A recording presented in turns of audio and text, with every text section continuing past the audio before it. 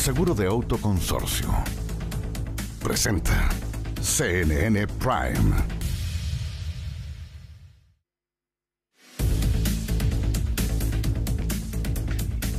Hola, ¿cómo están? Bienvenidas, bienvenidos a CNN Prime. Hoy nos va a acompañar aquí en el estudio Antonio Urrejola, ex canciller de nuestro país, experta en temas de derechos humanos, ya ha sido encargada también de comisiones, por ejemplo, para revisar el cumplimiento de los derechos humanos y las múltiples violaciones, por ejemplo, en Nicaragua.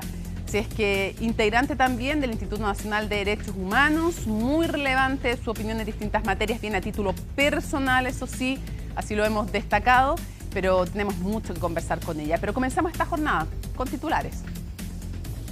En un 2% bajarán las cuentas de la luz a contar de enero próximo. Esto tras la detección de un error que se aplicaba desde 2017 y que consideraba una sobreestimación de la inflación. Desde la oposición piden la salida del ministro de Energía, Diego Pardo, y la UDI amenazó con una acusación constitucional. El Partido Republicano vuelve a tensionar su relación con Chile Vamos, ahora por la figura del asesinado senador Jaime Guzmán. La secretaria de la colectividad, Ruth Hurtado, aseguró aquí ayer en CNN Prime que si el parlamentario estuviese vivo, votaría por José Antonio Kast y no por Evelyn Matei, y que militaría en Republicanos. Desde el gremialismo llamaron a no jugar ni meterse con el fundador de la UDI. Por primera vez, el presidente Gabriel Boric apuntó directamente al régimen de Nicolás Maduro como responsable del asesinato del ex militar Ronald Ojeda. Lo hizo en un homenaje a Bernardo Leyton y su esposa, quienes, recordemos, fueron atacados en Roma por orden de la dictadura chilena en 1975. Desde el PC evitaron opinar sobre los dichos del mandatario, afirmando que ya se han referido al caso Ojeda. Y en temas internacionales, Hamás entregó los cuerpos de otros 2 rehenes a Israel. El brazo armado de la milicia aseguró que ya hizo entrega de todos los cuerpos a los que puede acceder y que va a necesitar de un equipo especial para recuperar los restos faltantes. Tras esto, el gobierno de Israel limitó el ingreso de ayuda humanitaria a Gaza. Todo esto y mucho más, aquí comienza CNN Prime.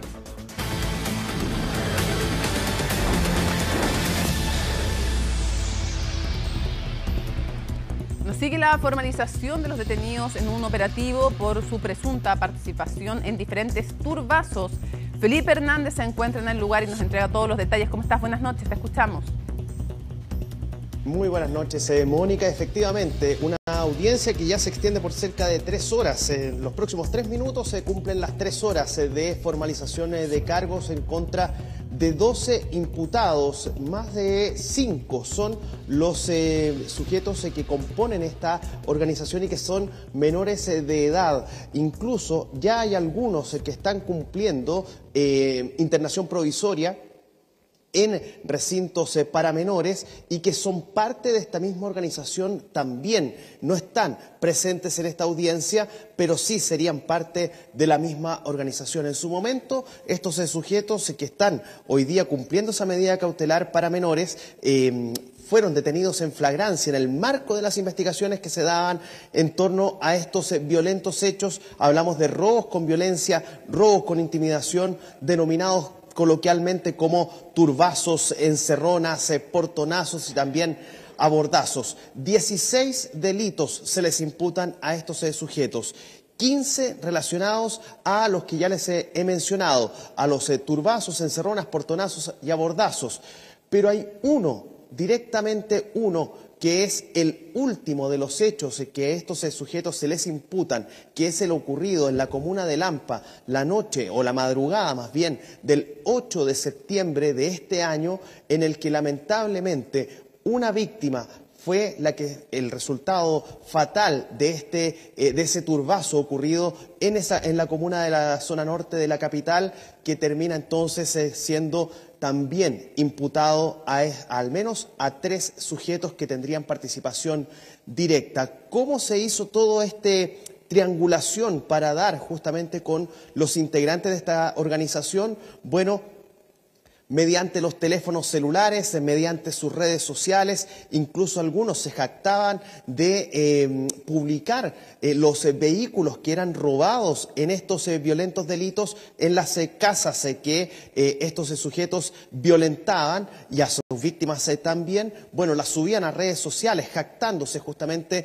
del, comillas, logro cometido en el marco de estos hechos. Comentarles también respecto de algunos antecedentes que han sido proporcionados en esta audiencia, Mónica, señores televidentes, y lo que lo hace incluso con mayor crueldad por parte de estos sujetos.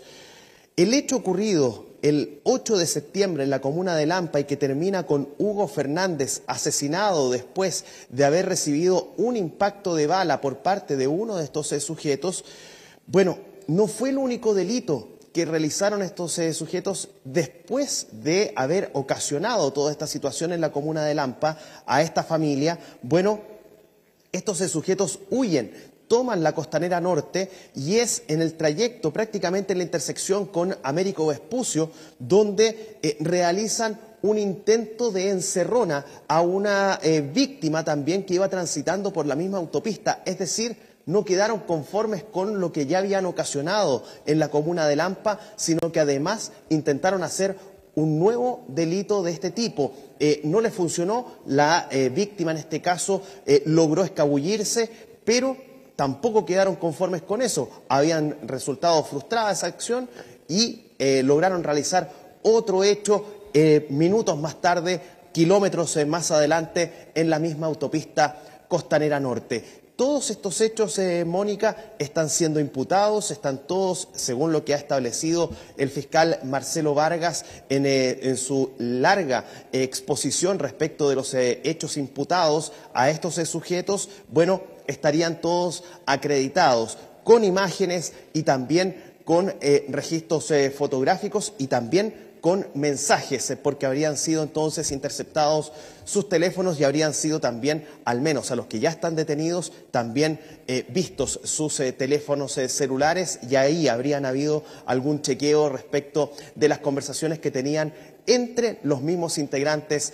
de la banda. Lo que viene ahora y de lo que estamos a la espera, Mónica, es el resultado, lo que vaya a decidir entonces el juzgado de garantía para poder determinar cuáles van a ser las medidas cautelares. Ya el Ministerio Público ha solicitado prisión preventiva para los adultos, que serían 4 el número de los adultos, el resto serían menores de edad, los que se les va a solicitar internación provisoria. ¿Cómo también se llega a estos detenidos? Bueno, porque hoy, durante horas de esta mañana, la Fiscalía emanó las órdenes de detención a la Policía de Investigaciones y fue en varias comunas de la capital, 30 domicilios las que fueron allanados en la jornada del día de hoy, donde entre otras cosas se encontró droga y también unas armas que fueron incautadas también en el marco de este operativo, además, por cierto, de haber encontrado a algunos de los sujetos que estarían involucrados en esta organización dedicada a estos turbazos y que lamentablemente termina en uno de estos hechos con una persona asesinada, una víctima de una familia que lamentablemente fue vulnerada a su domicilio el pasado 8 de septiembre en la comuna de Lampa. Lamentable, pero bueno, importante que se logre justicia. La sensación a veces y la certeza en otras de impunidad es justamente el mejor caldo de cultivo para esta delincuencia. Muchas gracias por toda la información, Felipe. Que tengas muy buenas noches. Igualmente, chao, chao. Mañana, la Corte de Apelaciones de Santiago va a revisar la solicitud de desafuero presentada en contra del diputado y exmilitante de la UDI, Joaquín Lavín León. El Ministerio Público presentó el requerimiento para formalizarlo por diversos delitos de corrupción. Los detalles en el informe de Miguel Ángel Araya.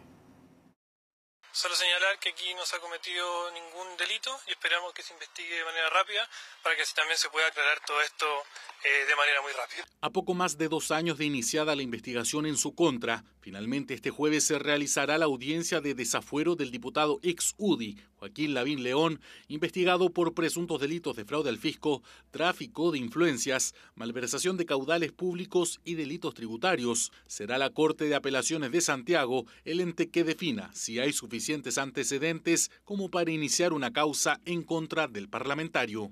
El desafuero es un antejuicio del que conoce la Corte de Apelaciones respectiva y que favorece a algunas autoridades como diputados, senadores y gobernadores y que exige un examen previo por parte de la Corte para decidir si se forma causa o no en contra de esas personas. Según el escrito entregado para solicitar el desafuero del legislador, Lavín León presentó de forma sistemática y reiterada una gran cantidad de facturas ideológicamente falsas al Congreso entre los años 2015 y 2024, por las que a cambio solicitaba un reembolso cuando en realidad no se había contratado servicio alguno, un fraude que superaría los 104 millones de pesos según los cálculos de Fiscalía.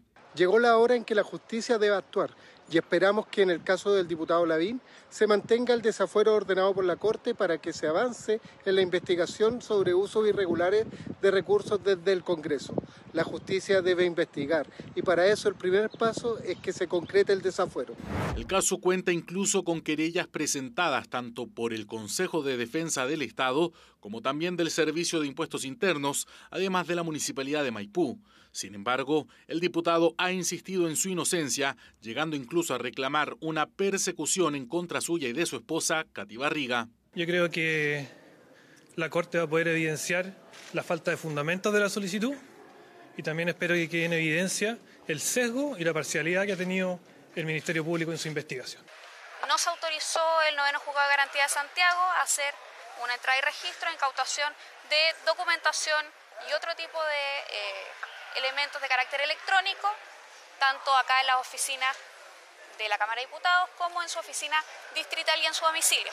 En caso de ser desaforado, Joaquín Lavín y su defensa, representada por el abogado Cristóbal Bonasich, podrían apelar a la Corte Suprema para que así sea el máximo tribunal quien defina el futuro procesal del parlamentario.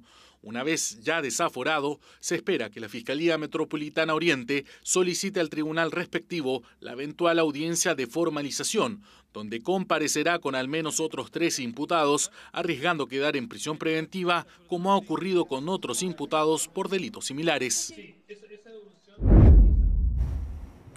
El presidente Gabriel Boric finalizó hoy sus actividades en Roma en el marco de su visita de trabajo a Italia. Nuestro enviado a la gira presidencial, Ivo Goitz, tiene los detalles de lo que fue la visita del mandatario. Ivo.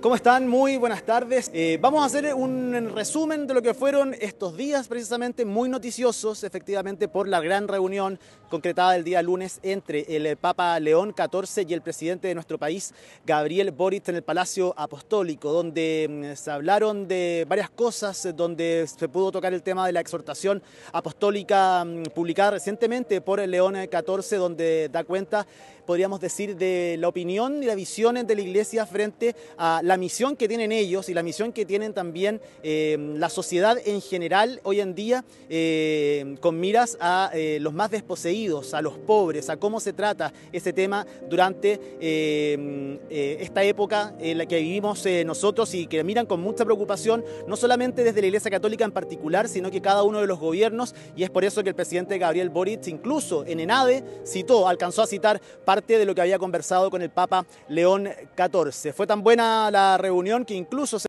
invitación por parte del presidente Boric a que pueda visitar nuestro país el Sumo Pontífice. Además, él realizó distintos recorridos por la Capilla Sixtina, por la Basílica de San Pedro, visitó la tumba también del Papa Francisco. El día martes se enfocó en el foro de la FAO, en el Día Mundial contra la Hambruna y la labor que realiza la FAO efectivamente, dando cuenta de cómo nuestro país ha enfrentado el tema de la seguridad alimentaria, cómo los conflictos geopolíticos a nivel mundial durante los últimos años han afectado con fuerza, por ejemplo, en el precio de los alimentos y haciendo referencia al número importante de más de 670 millones de personas que en estos momentos sufren de hambruna día a día. Ahí el presidente Boric deslizó críticas, por supuesto, a los conflictos geopolíticos, a la forma en que se han tratado, pero también con la esperanza de lograr este definitivo alto al fuego, cese al fuego en el Medio Oriente. Y lo miran con mucha esperanza, pero también saben que se tiene que consolidar a través del tiempo. Mucho ojo, porque durante los próximos días, semanas también vamos a ir conociendo cuál es la postura de nuestro país e incluso la participación que puedan tener en estas mesas de diálogo y en búsquedas de acuerdo los distintos liderazgos y ver cómo nuestro país se podría incluso incorporar de alguna forma a este tema de que viene a plantear una forma de resolución de un conflicto que ha afectado con fuerza durante los últimos 2 años la zona del Medio Oriente. El presidente de la República, Gabriel Boric, también el día de hoy, miércoles, se reunió con empresarios, con más de 100 inversionistas y empresarios italianos. Es un socio comercial muy importante para seguir fortificando los lazos comerciales que nos unen. Y además, lo que hizo el presidente el día de hoy fue participar del seminario del aniversario de la conmemoración del atentado perpetrado acá en Roma en contra de Bernardo Leighton y su esposa, Ana María Fresno. Un atentado del cual salieron con vida, pero se vieron severamente afectados. El presidente dio cuenta de los años de dictadura, de lo que había sucedido, de lo peligroso que fue, de lo que pasó con Carlos Prats, de lo que pasó con Bernardo Leighton, de lo que pasó también con Orlando Letelier en Estados Unidos, y también la preocupación de que no surjan nuevamente este tipo de actos a nivel mundial, incluso deslizando que muchas veces se organizan desde fuera de las mismas fronteras propias de un país, vinculando esto con lo sucedido con Ronald Ojeda, quien fue asesinado en nuestro país en febrero del año 2024. Quien hizo un resumen completo acerca de lo que fue el paso del presidente acá por Italia fue el canciller Alberto Van Claveren, acompañado de la ministra secretaria general de la presidencia, Macarena Lobos, a quien pasamos a escuchar ahora. La verdad es que la gira ha resultado muy exitosa. Ha sido una gira que ha incluido en el primer día una visita a la Santa Sede, en que obviamente lo más importante fue una entrevista del presidente con su santidad Papa. Y el presidente tuvo una intervención en una actividad muy relevante de la FAO, que es la iniciativa Hand in Hand, ¿no? Y que justamente apunta a la modernización del sector agroalimentario, un tema que es muy central para Chile en nuestra calidad de grandes exportadores de productos agrícolas. Valorar la importancia que ha tenido esta gira en sus 3 dimensiones, tanto en la visita vaticana, nosotros como Ministerio y Secretaría General de la Presidencia, que llevamos las relaciones con las iglesias, los distintos credos, ha sido muy relevante poder participar en esta visita con el Papa y poder comprobar y constatar, tal como lo ha dicho el presidente Boric, las grandes coincidencias que tenemos a partir de la exhortación, ¿no es cierto?, de amor a los pobres. Creemos que hemos podido tratar todos los temas que son claves para el desarrollo de nuestro país, para generar, ¿no es cierto?, hoy día, ahora con los inversionistas, mayor inversión que permita, como lo dijo también el presidente, generar mayor beneficio para nuestra ciudadanía y mayor cohesión social. Y así nosotros también concluimos este viaje al Vaticano, a la ciudad de Roma. Siempre es una gran oportunidad también a nivel profesional poder estar en estos lugares, conocer también las distintas realidades y en este caso en particular, como les contaba, con esta reunión que el Papa León XIV concretó con el presidente de la República, Gabriel Boric. ¿Cómo sigue la agenda internacional del presidente durante los próximos meses? Bueno, no terminan los viajes en el mes de octubre. A fines de este mes va a participar de su última APEC, que se va a desarrollar en Corea del Sur, y posteriormente en el mes de noviembre, al menos confirmada su participación en la COP30, que se va a desarrollar en Belém do Pará, ciudad de Brasil, y donde está confirmada la presencia del mandatario nacional. Nosotros ya volando a esta hora hasta Santiago de Chile, así que nos vemos durante los próximos días por allá. Les mando un abrazo grande, les agradezco también a la gente de producción que siempre ha estado muy atento a cada uno de los despachos que hemos hecho, y nos vemos entonces ya llegando a Santiago. Que estén muy bien, un abrazo. Le agradecemos a Ivo Goich todo su trabajo y le recordamos que el próximo miércoles lo esperamos, pero ya de vuelta aquí en el estudio con su sección Cambio de Guardia. Bueno, la secretaria general del Partido Republicano, Ruth Hurtado, aquí en CNN Prime, reactivó las tensiones con Chile Vamos tras asegurar en nuestro noticiero que el fallecido senador Jaime Guzmán votaría por José Antonio Kast y no por Evelyn Matei, y que además militaría en el Partido Republicano y no en la UDI. Sus declaraciones generaron críticas en el gremialismo, desde donde solicitaron disculpas públicas y un pronunciamiento del candidato republicano. En su nota, Colomba Eichholz tiene toda la información. Cuando alguien dice lo siento, uno perdona.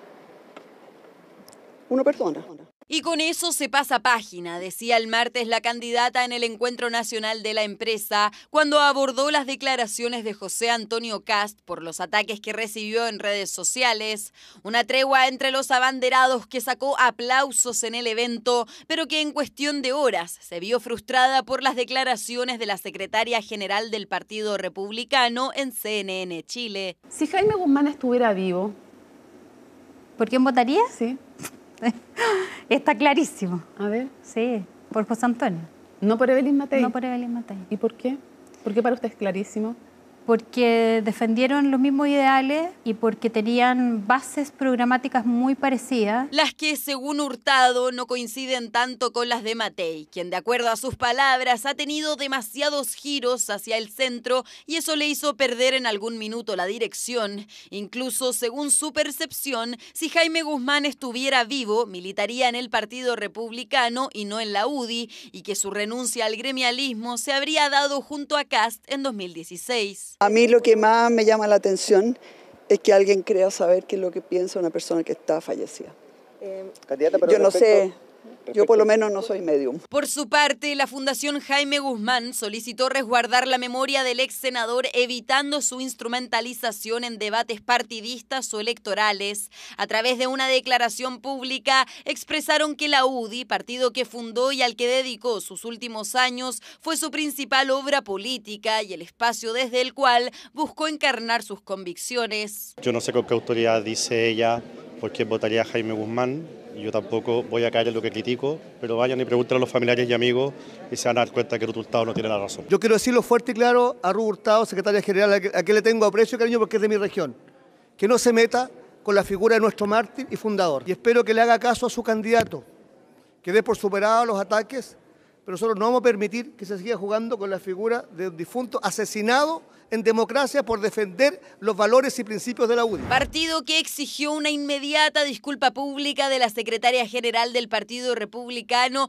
y de algunos personeros del círculo cercano a José Antonio Kast, por lo que calificaron como inaceptables desatinos que, según la declaración pública firmada por el diputado Juan Antonio Coloma, hace que se vuelvan a mostrar como una colectividad conflictiva y agresiva. Son polémicas un poco artificiales porque en la práctica José Antonio Kast fue militante de la UDI, al igual que yo, y creemos en el proyecto guzmaniano. Yo creo que aquí una cosa es ser políticamente correcto y otra cosa es ser honesto. Y yo creo que lo que dijo Ruth Hurtado fue algo sincero, parte de su análisis. Análisis que volvió a tensar la relación entre el Partido Republicano y la UDI cuando aún no ha habido un pronunciamiento de Evelyn Matei sobre su eventual apoyo en segunda vuelta a José Antonio Kast.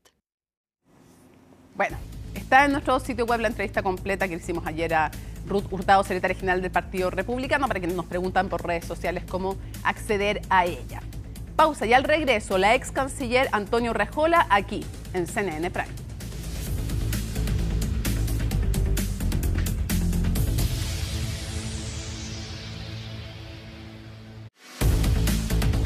Tu seguro de auto está en Consorcio. Está presentando CNN Prime. Lo hemos anunciado, nos acompaña la ex ministra de Relaciones Exteriores, una mujer experta en temas de derechos humanos en diversos países, Antonio Urrejola. Gracias por estar con nosotros. Hola Mónica, gracias por la invitación. Estamos en vivo y en directo, 8:26 minutos.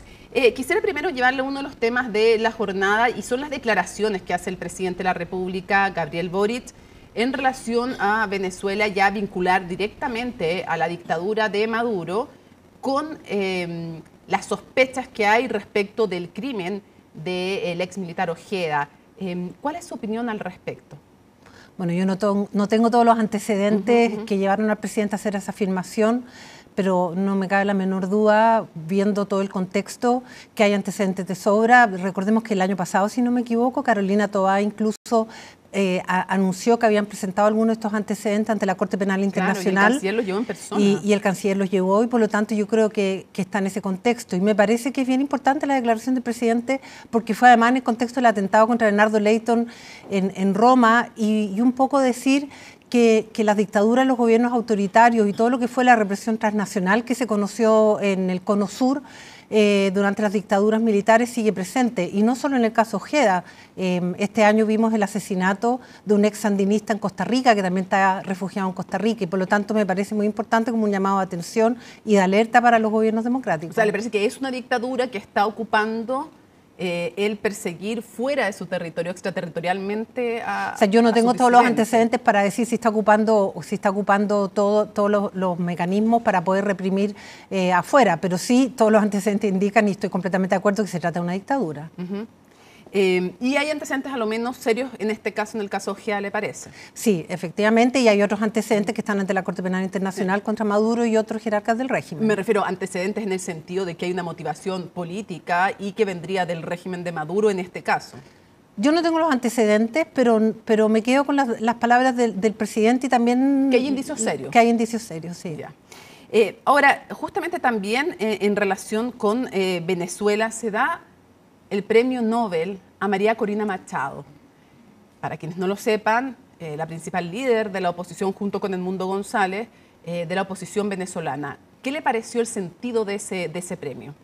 Bueno, yo como muchas personas, lo primero yo creo que es reconocer que en ese premio hay un reconocimiento a la lucha del pueblo venezolano para lograr la democracia en su país. Me parece que es un reconocimiento a las vías pacíficas para los cambios institucionales.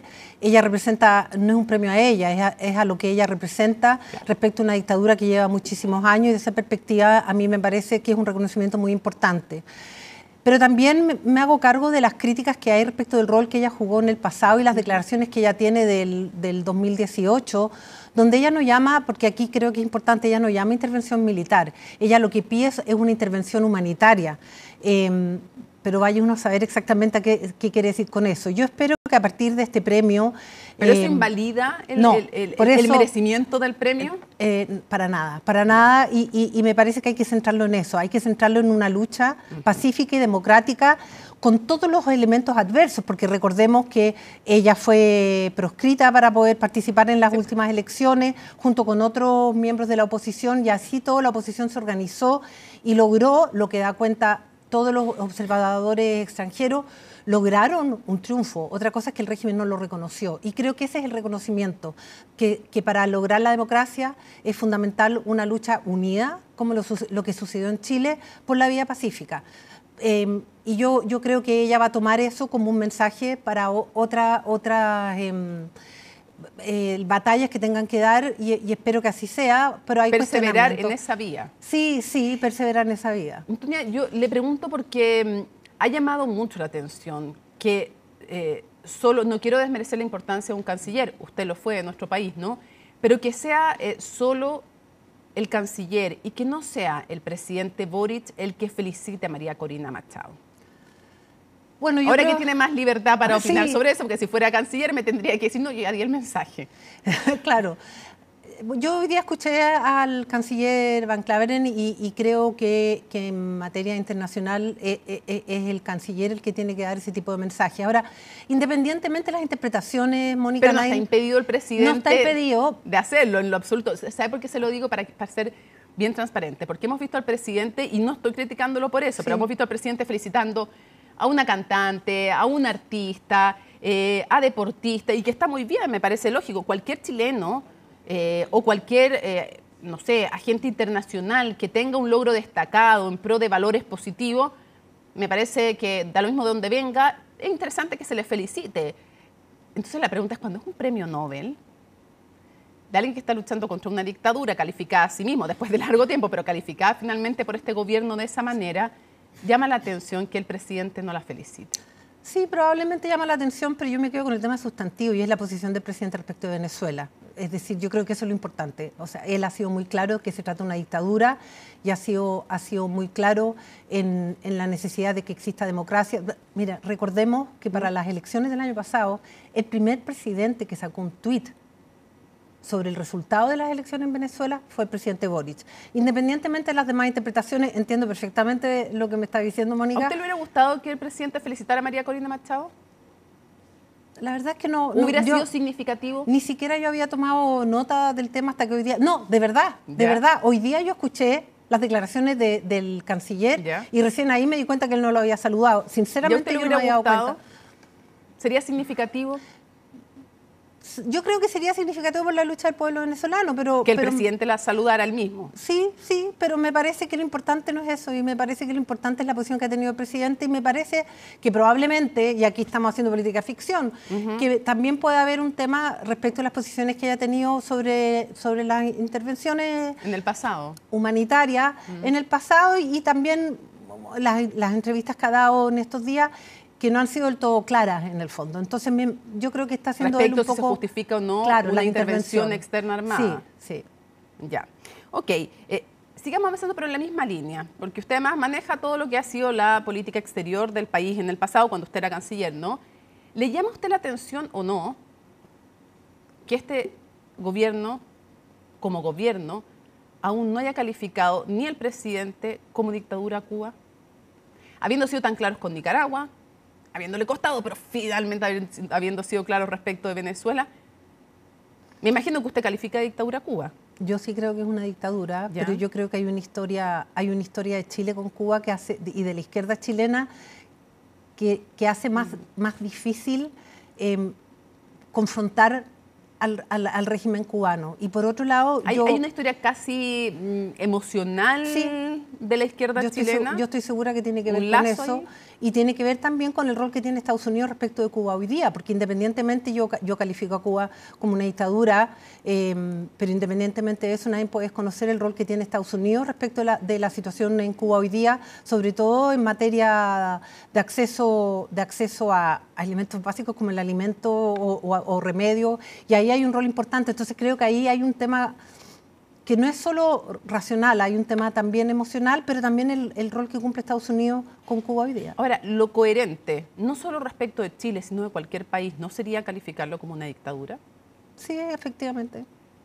¿Y sabe por qué se lo pregunto? Porque yo sé que a nivel incluso del derecho internacional, los bloqueos que afectan a poblaciones civiles, sea en Cuba donde sea, no son válidos. Entonces... Yo entiendo ese punto, están condenados a cualquier castigo a la población civil, con el objetivo que sea, está condenado. Entonces, pero resulta que recuerdo perfecto en el debate de Anatel, cuando era candidato, el ahora presidente Boric, frente a Daniel Jadue por las primarias, ante una pregunta que le hicimos, él dijo, no hay por qué escoger entre condenar la represión a las protestas que se estaban dando en ese día y el bloqueo. Entonces uno dice, claro, o sea, se puede condenar el bloqueo, pero eso no justifica una dictadura. Sí, estamos completamente de acuerdo. Ni no llamarla como tal. Estamos completamente de acuerdo. ¿Hay un debe ahí? Yo creo que hay un debe, pero tiene que ver con esta cosa un poco más como emocional y el rol que ha jugado Cuba en la izquierda chilena. Y probablemente la recepción también de los exiliados durante la dictadura chilena. Y toda la solidaridad cubana durante la dictadura, claro, y todas esas cosas. Lo cual, para que no piensen que usted está diciendo otra cosa, lo cual no justifica, no califica la dictadura. Absolutamente. Le quiero llevar a otros temas. Desde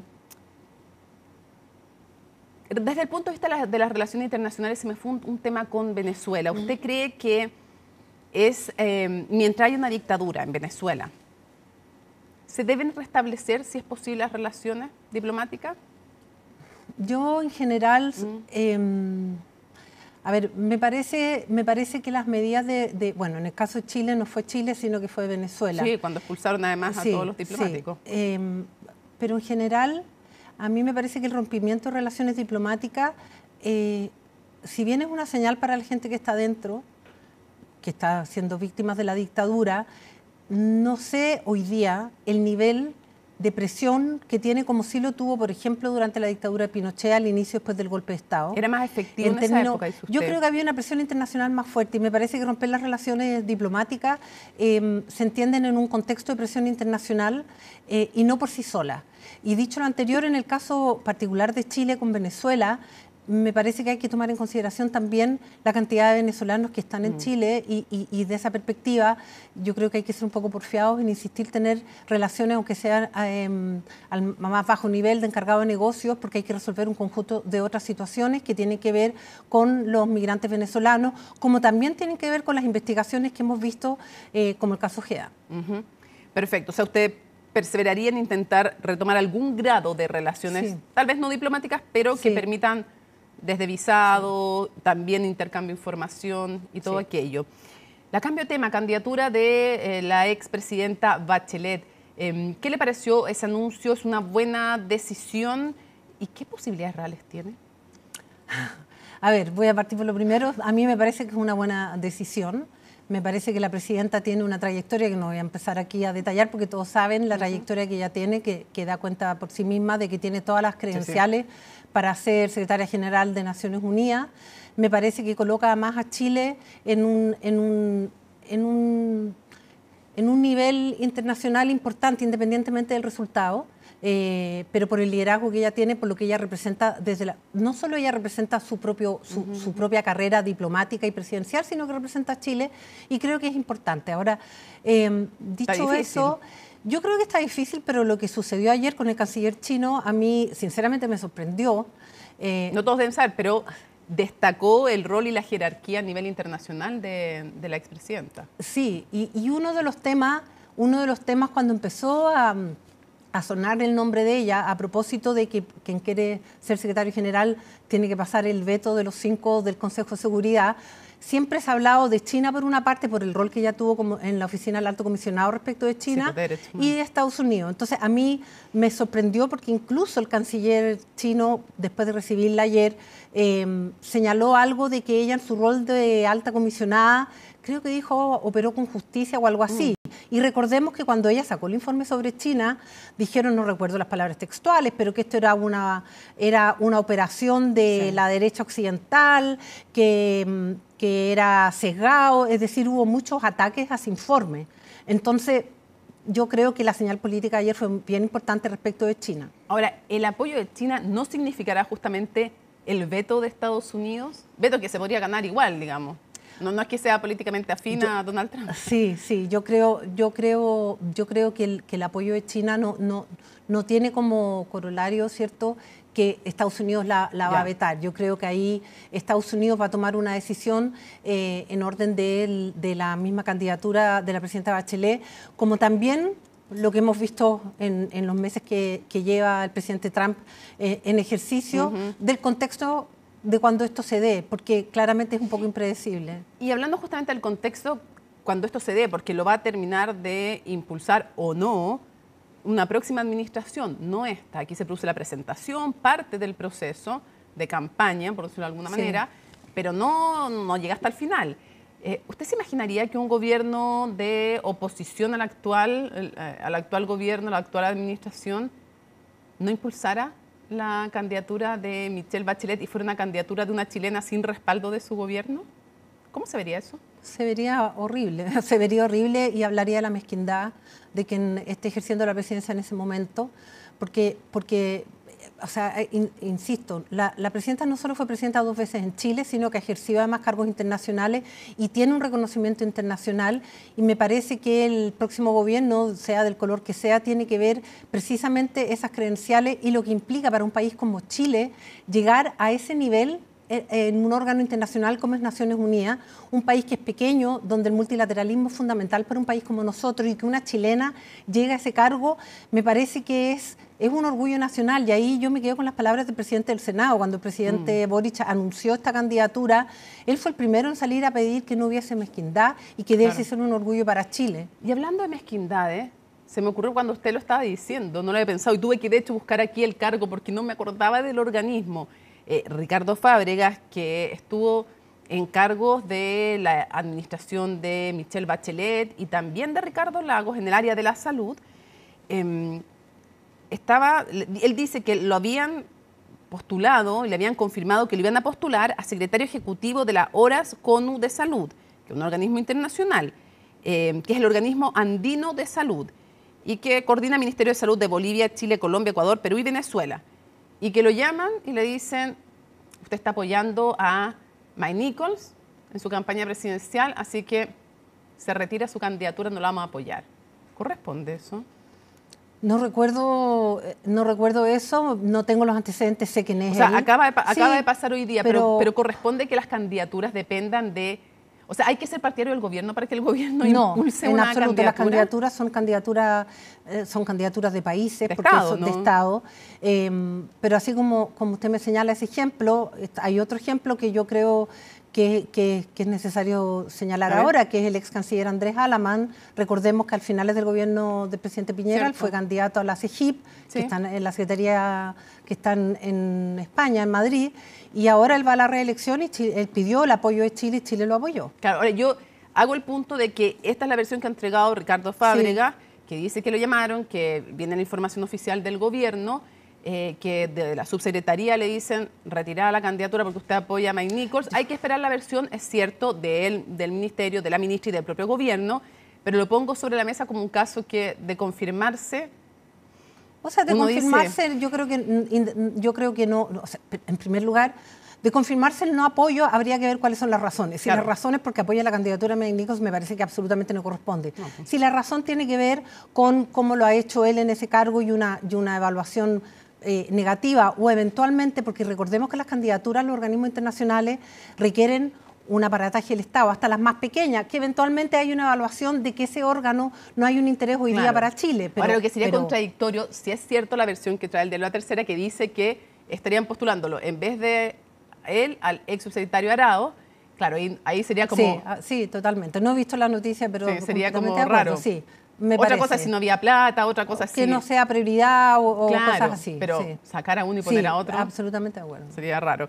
Le llevo al INDH, porque usted entra al INDH, no sé en qué fecha oficialmente, me queda la duda. No recuerdo, porque si julio... Por ahí, unos meses, estaba bien, como 3 meses, estaba bien. Usted entra al INDH, que es un organismo que ha estado fuertemente tensionado. Entonces yo primero quisiera preguntarle, creo que no digo ninguna novedad con eso que ha estado tensionado, ¿cuál es su diagnóstico sobre la salud? Si usted fuera doctora y tuviera que hablar del INDH, ¿goza de buena salud más o menos? ¿Cómo está el INDH? ¿Cuál es su percepción? Y quiero hacer una aclaración súper importante. Todas las preguntas que le hemos hecho se lo estamos haciendo en su condición de ex canciller, de experta en temas de derechos humanos, e incluso las que le estamos haciendo sobre el INDH las hacemos a título personal. Sabemos que usted no habla a nombre del INDH y me parece súper importante destacarlo así. Pero igual, usted llega a este organismo, ¿cómo lo ve? A ver, yo presidí una comisión presidencial del presidente Boric, precisamente, que tiene su origen en la discusión de la ley de presupuesto del año pasado, cuando el Congreso le puso un peso al INDH y finalmente hubo ahí un acuerdo político que puso como condición crear una comisión para evaluar el INDH, no evaluarlo, sino más bien proponer reformas y medidas al INDH que permitan, creo, si mal no me equivoco, habla de la legitimidad del INDH. Esa comisión que yo presidí estuvo integrada por personas, o sea, la ex subsecretaria de Derechos Humanos del presidente Piñera, por Mijael Bonito, que fue un asesor del subsecretario Villa, también con el presidente Piñera, es decir... Lorena Recabarren. Lorena Recabarren está, Mijael Bonito, Tomás Duval, que también es cercano, si no me equivoco, a Chile, o sea, militante creo de RN, y gente más bien comillas del ala progresista.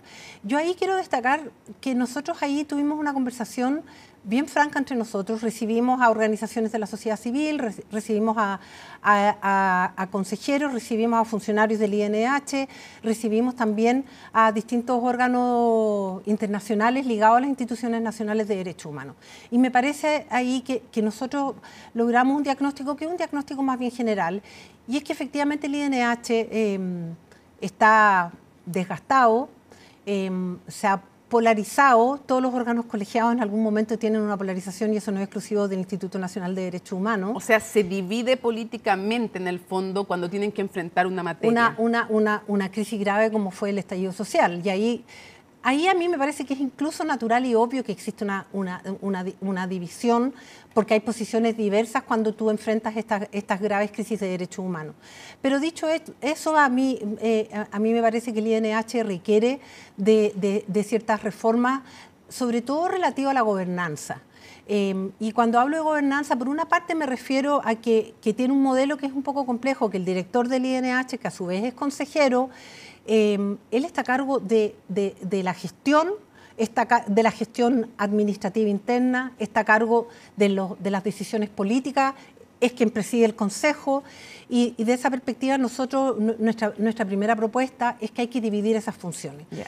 Y esas funciones uno requiere un director ejecutivo que está a cargo de la gestión administrativa para poder tomar medidas de gestión, porque además un consejero del INH cuyo expertise es derecho humano no necesariamente sabe de gestión, no tiene por qué saberlo. Ese es un primer tema. ¿Y a usted qué le parece cuando en esta campaña presidencial algunos aspirantes dicen que van a dejar con 0 pesos al INDH y otros que hay que cerrarlo?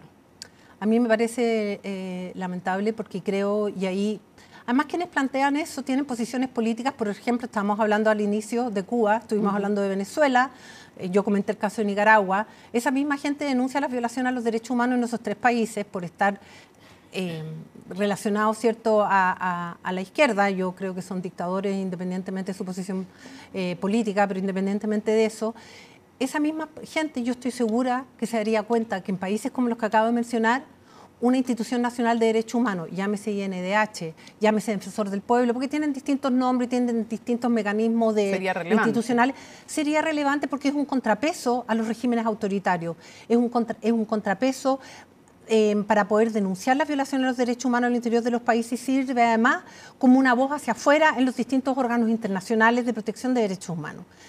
Y a mí me parece que un Estado democrático y un Estado de Derecho requiere fundamentalmente los contrapesos. Y los contrapesos no son solo el Congreso Nacional de la República, no es solo el Poder Judicial, no es solo la Contraloría. Los contrapesos también son las instituciones nacionales de derechos humanos que permiten de manera autónoma e independiente señalarle al Estado. Y cuando hablo del Estado no es solo el Ejecutivo, es también el Congreso y es también el Poder Judicial. El argumento que hacen es que está politizado, que está capturado políticamente por la izquierda, estoy repitiendo sus palabras, el INDH, y que solo defiende algunos derechos humanos y no, por ejemplo, los derechos humanos de, no sé, los carabineros.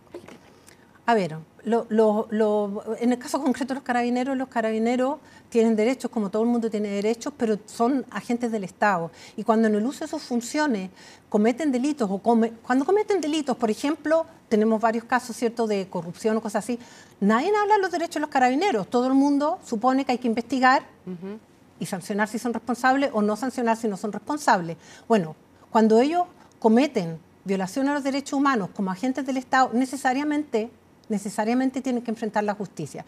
Y el INH, como rol de monitoreo respecto a las violaciones a los derechos humanos que comete el Estado, necesariamente tiene que levantar la voz. Dicho lo anterior, requiere un análisis técnico y una responsabilidad y seriedad en su labor.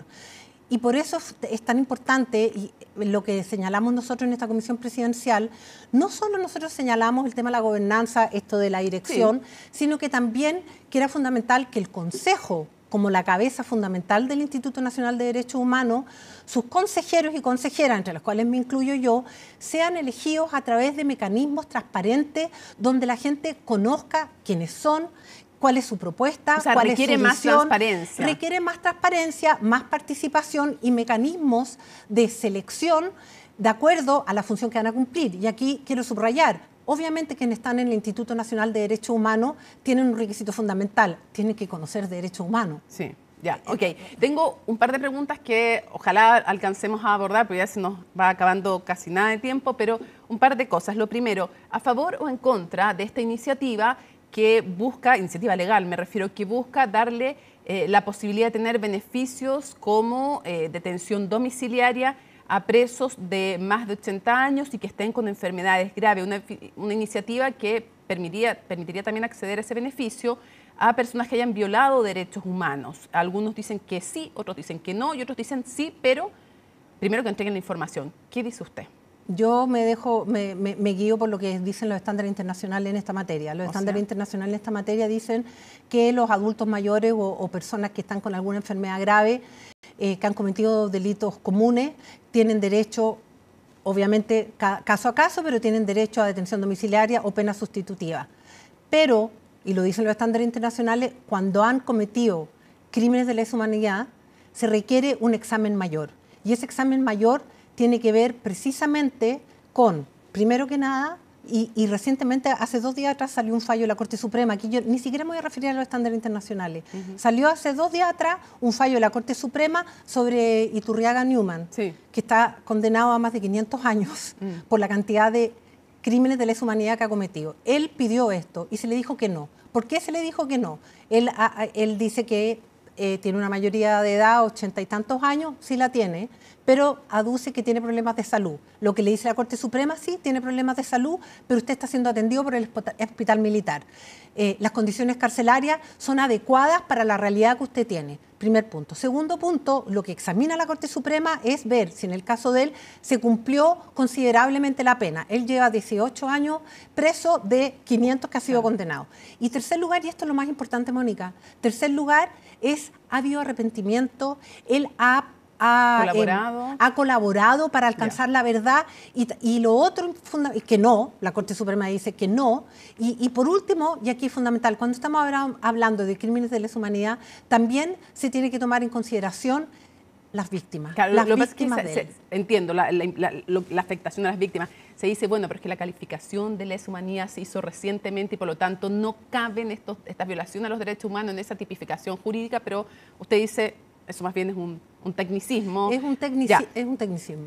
Antes que se nos acabe el tiempo, estamos, a ver, ¿a cuánto? 3 días del 18 de octubre. Desde su perspectiva, y tomando, obviamente, con la importancia que tienen en lo simbólico y en lo jurídico también, estas calificaciones, que no son triviales, ¿hubo en Chile violaciones sistemáticas a los derechos humanos durante la crisis de octubre, a partir de aquella? Yo me quedo, así como le señalé respecto de los criminales de lesa humanidad, con los estándares internacionales, en este caso yo me quedo con lo que señalaron los organismos de derechos humanos durante el estallido, la CIDH, la Oficina del Alto Comisionado, como también organizaciones como Human Rights Watch o Amnistía Internacional, que no hablaron de violaciones sistemáticas, hablaron de violaciones masivas y un patrón de violaciones graves. Y eso es un debate, la verdad, o sea, tiene consecuencias jurídicas, sí, las tiene. Pero lo importante acá es que sí hay un reconocimiento de que en Chile se cometieron graves violaciones a los derechos humanos de manera masiva y hoy día... Pero no que hubo una... sistematicidad. Es decir, que no que hubo una organización estatal para violar los derechos humanos de manera organizada. Efectivamente. Sí fueron generalizadas, no fuera una organización del Estado a propósito para aquello. No hubo lo que dice de nuevo los estándares internacionales cuando se habla de sistematicidad, es que hubo una organización deliberada para atacar a la población civil. Ya, eso es lo que dicen que no. Eso es lo que no hubo, pero no hay que menospreciar porque es un debate que la gente dice, dijo que no hubo, entonces no hubo violaciones a los derechos humanos. Sí hubo violaciones a los derechos humanos y violaciones graves a los derechos humanos. Estamos hablando, y perdón Mónica, estamos hablando, a uno se le olvida, creo que eran, no recuerdo cuántos heridos constatados, pero estamos hablando de más de 400 personas con lesiones oculares, más de 30 personas que perdieron la visión, los 2 ojos. Y hemos visto que desde que esto ocurrió hasta la fecha, de acuerdo a informes de prensa, han habido 8 suicidios de víctimas del estallido. Entonces, ahí a mí lo que me impresiona es que finalmente cuando hablamos del estallido, hablamos de los delincuentes, que lo hubo, de la violencia delincuencial. Que la hubo, y eso... Pero no puede ese tomar el debate en un país como el nuestro. No puede ser solo eso. No puede ser solo eso y no podemos olvidar a las víctimas y no podemos dejarlas abandonadas al punto de que se han suicidado 8 personas. Una última pregunta, lo más breve que puede, porque de verdad que estamos súper fuera del tiempo. Bernarda Vera, el plan de búsqueda, el debate central, al final, es si es que el gobierno apenas tuvo indicios de que podría estar viva en Argentina, debió haber entregado de inmediato los antecedentes, o si es que tenía que recabar ellos y no la justicia, más antecedentes antes de aquello. ¿Cómo vio usted, para cerrar ese episodio con todas las consecuencias que tiene? A mí me parece que uno podría, mirado hacia atrás, criticar el manejo del gobierno en este tema, pero pienso... ¿En qué sentido? No, por la demora en hacerlo público, pero pienso que ahí lo que operó es cómo proteger a las víctimas y hacer público una noticia como esta no solo afecta a Bernarda Vera, no solo afecta a la familia de Bernarda Vera y a la hija, que es absolutamente inocente en esto, sino que afecta también al resto de las víctimas de derechos humanos, de violación a los derechos humanos. Entonces me parece... Ya, pero se pudo denunciar ante la justicia. Sí, pero yo creo que estas son decisiones que cuando uno está cuando uno está ahí hay demasiados elementos a considerar. Y aquí a mí lo que me parece importante, y yo quiero hacer mías también las palabras del ministro de Justicia en su momento cuando señaló que sí, pues, es grave lo sucedido, pero nadie ha hecho un escándalo respecto de este joven de 14 años, Luis Pino, que no ha recibido ninguna reparación por un error administrativo que también el Plan Nacional de Búsqueda lo encontró, y estamos hablando de un joven que fue ejecutado de 14 años. Hace una semana atrás el Servicio Médico Legal identificó a 4 víctimas ejecutadas que tampoco están en las nóminas. Y yo creo que lo importante en el debate nacional no es el caso de Bernarda Vera, que sí, hay que revisarlo, hay que investigar, no es solo el caso. Pero cuando hay planes nacionales de búsqueda, y no solo en Chile, cuando uno ve en la región, siempre hay lo que se llama los falsos positivos y los falsos negativos. Falsos positivos sería el caso de Bernarda Vera, pero falsos negativos yo le acabo de mencionar los 4 casos de Servicio Médico Legal y el caso de este joven Luis Pino. Y yo creo que eso es lo importante, la necesidad de ir logrando la verdad para las víctimas y también para la sociedad chilena. Antonio Urrejola, nos quedan 4.000 temas en el tintero que volveremos a abordar en otro momento. Le agradecemos mucho que recalcamos a título personal, no hablando en nombre del Instituto Nacional de Derechos Humanos, nos haya acompañado en CNN Chile. Muchas gracias. Gracias, Mónica. Seguimos avanzando con otras informaciones. Polémica causó un informe de la Comisión Nacional de Energía donde, ojo, se detectó un error de cálculo que habría provocado cobros excesivos en las cuentas de luz. A raíz de eso ya hay amenazas de una acusación constitucional contra el ministro del área, Diego Pardo. Pilar Gutiérrez nos cuenta. La renuncia, ministro. Hablemos a la salida, ¿vale? ¿Le preocupa la acusación, ministro? Hablemos a la salida porque me están esperando. Las cuentas de la luz vuelven a ser foco de atención, y es que un informe preliminar de la Comisión Nacional de Energía detectó un error en el cálculo de las tarifas que podría hacer que éstas bajen desde enero. El documento explica que el IPC habría sido aplicado 2 veces en cobros anteriores. El efecto de sobreestimación de la metodología implementada del 2017 se corrige en este informe técnico preliminar. Por lo tanto, si uno compara la metodología que está contemplada en este informe técnico preliminar y la metodología que se había aplicado desde el 2017, la diferencia son cerca de $100 millones que están corregidos y son precisamente lo que explican esta disminución de 2%. Es la estimación del gobierno de cuánto podrían bajar las cuentas de la luz desde 2026, luego de que éstas subieran más de lo que correspondía a raíz del doble ajuste por inflación. Están los saldos pendientes. ¿Y qué son los saldos pendientes? Son diferencias que no se alcanzan a pagar en un semestre por diferentes motivos y se llevan hacia el futuro. El error metodológico, como lo plantea, es que para el periodo en que se comenzó a descongelar la tarifa, que es del 2024, julio en adelante, los saldos pendientes fueron castigados 2 veces por IPC. Y eso genera que los usuarios hemos pagado por exceso, digamos, producto de este castigo de 2 veces del IPC. De acuerdo a expertos, se cobró más de 112.000 millones de pesos extra. Es un error grave. ¿Por qué? Porque en el fondo forada la confianza en las instituciones que calculan las tarifas y por lo tanto la señal no es buena. Se trata de un informe preliminar, pero de transformarse en decreto, las cuentas de la luz bajarían desde el primer mes de 2026. ¿Cuánto? Va a depender del sector. Algunos expertos hablan de un descuento entre 6 y 7% en el norte, 1 y 2% en la zona centro y cercano a 3% en el sur. Podría haber un efecto a la baja de menos 2,1%. Una cuenta del orden de los 40.000 pesos, tomándolo como referencia, se puede traducir en una reducción bajo los 1.000 pesos, cerca de los 800. Esto para compensar el exceso cobrado anteriormente a través de un descuento en la cuenta de la luz. Las reacciones políticas no tardaron en llegar. Vamos a anunciar la presentación de una acusación constitucional en contra del ministro de Energía por las graves consecuencias y negligencia al haber su ministerio firmado los decretos que significaron el alza de hasta un 9% de las tarifas eléctricas por un error metodológico. Nosotros sí estamos disponibles en una eventual acusación constitucional que se presente del sector que sea, porque acá tenemos que unirnos en pos de que las responsabilidades se cumplan. Y hay, por lo tanto, información que tiene que ser aclarada por el mismo ministerio y, por supuesto, fundamentalmente por la Comisión Nacional de Energía. No, a mí me parece que eso es de una desproporción absoluta, que yo creo que obedece únicamente al contexto electoral en el que nos encontramos. Esto es un escándalo. Atacama tiene las tarifas más altas de Chile y más encima pagamos de más por errores de la Comisión Nacional de Energía. Que las empresas devuelvan los miles de millones que le cobraron de más a nuestras familias. El jefe del gabinete también criticó una eventual acusación contra Pardow. La acusación constitucional no contribuye en absoluto a lo que se necesita.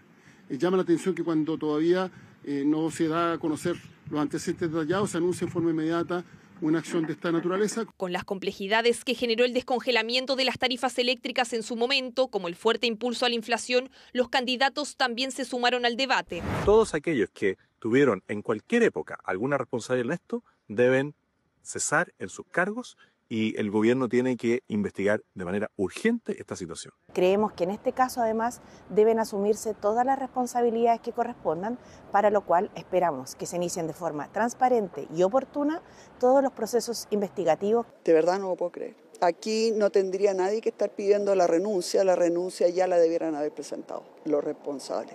Le cobraron 2 veces el reajuste de IPC a la gente de escasos recursos y gente de clase media. Es un abuso lo que ha ocurrido. Desde el Congreso, la oposición ha pedido la salida del secretario ejecutivo de la Comisión Nacional de Energía junto a la del ministro de la cartera.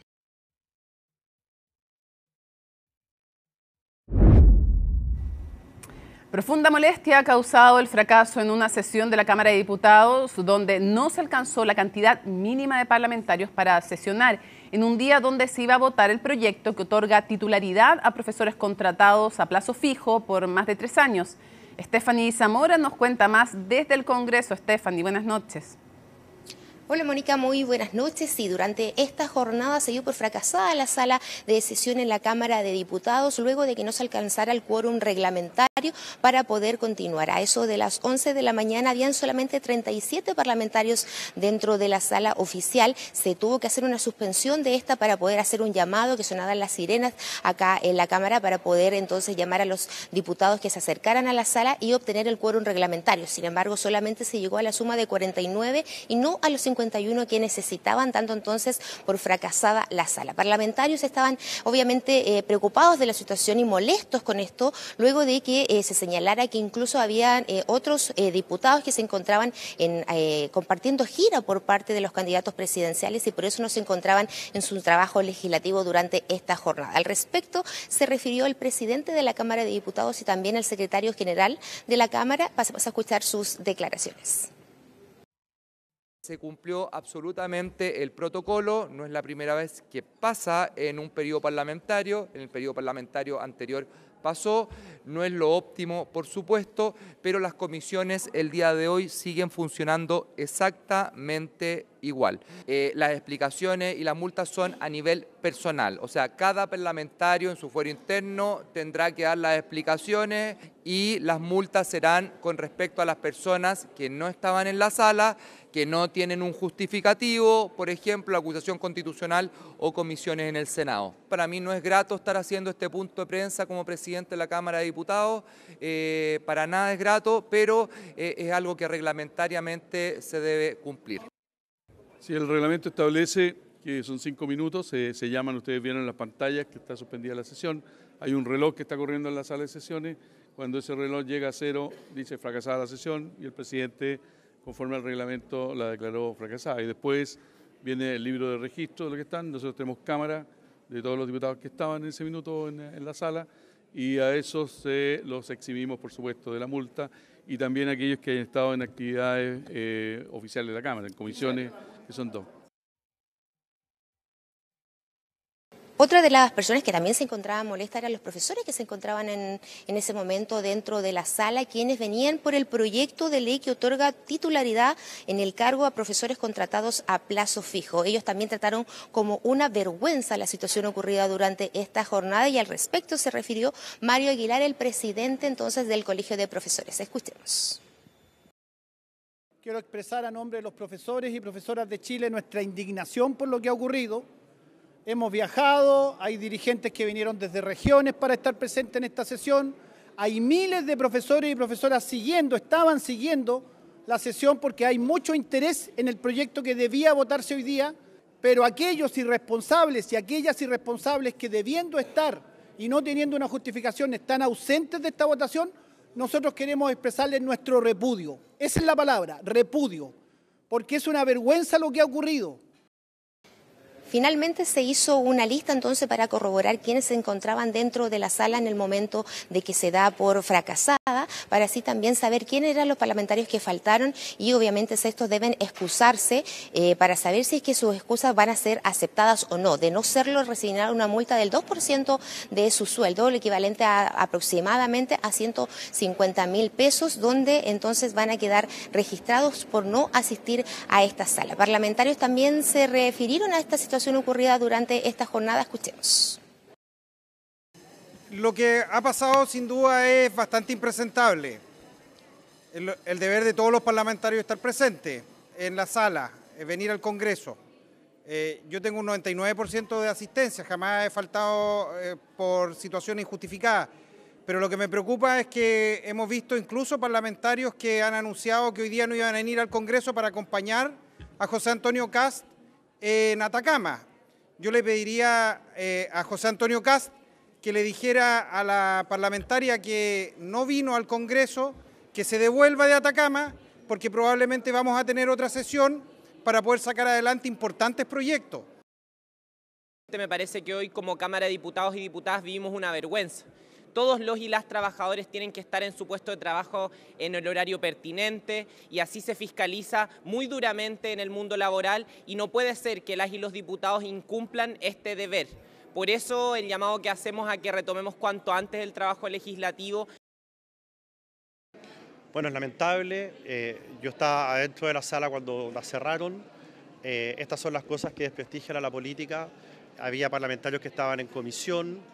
Aquí el sistema debería revisarse porque los parlamentarios que están en comisión mixta de presupuesto están en el Senado y allá ellos no pueden saber que falta gente en la sala, no escuchan los timbres porque están al otro lado del edificio. Acá hay cosas que hay que revisar. Gracias. Pero como sea, es lamentable. Una situación entonces que ocurrió durante esta jornada en la sala de la Cámara de Diputados que se dio por fracasada, que obviamente en lo que estaba en tabla no se pudo discutir. El tema principal, el proyecto de los profesores que ya se encontraban incluso durante esta jornada acá, que habían asistido de pleno acá al Congreso Nacional para poder ver el tema que a ellos les interesaba y que obviamente causó la indignación tanto por parte de ellos como por parte de los parlamentarios que señalaban que incluso los que no estaban habían estado acompañando a personas, a los candidatos presidenciales, prefiriendo entonces las campañas en vez de su trabajo de legislar acá en el Congreso Nacional. Mónica. Estefanita, agradecemos toda la información desde el Congreso Nacional. Buenas noches. El presidente Gabriel Boric aludió a la principal hipótesis de la Fiscalía sobre el crimen del exteniente venezolano Ronald Ojeda. En el marco de su gira por Italia, el mandatario aseguró que la izquierda no debe perder de vista que los desvíos autoritarios pueden venir de cualquier sector político. Los detalles en el informe de Macarena Román.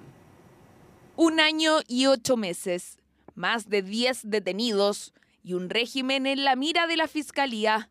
Así está el escenario tras el secuestro y posterior asesinato del exteniente venezolano Ronald Ojeda, un hecho que en Chile está lejos de ser olvidado. Tenemos el caso del asesinato de un ex militar venezolano, en donde uno de los sospechosos de haber perpetrado el asesinato es el mismo régimen del dictador Nicolás Maduro, que se robara las elecciones en su patria. Mensaje desde Roma del presidente Gabriel Boric en el marco de la conmemoración de los 50 años del atentado organizado por la dictadura chilena en contra del histórico dirigente DC Bernardo Leighton y su esposa Ana María Fresno. Decir desde la izquierda que no podemos perder de vista que los desvíos autoritarios pueden estar a la orden del día en cualquier lado y que la defensa de la democracia tiene que ser sin dobles estándares. Dobles estándares que aseguran desde la oposición viven dentro del gobierno. Él sigue manteniendo dentro de su gobierno al Partido Comunista,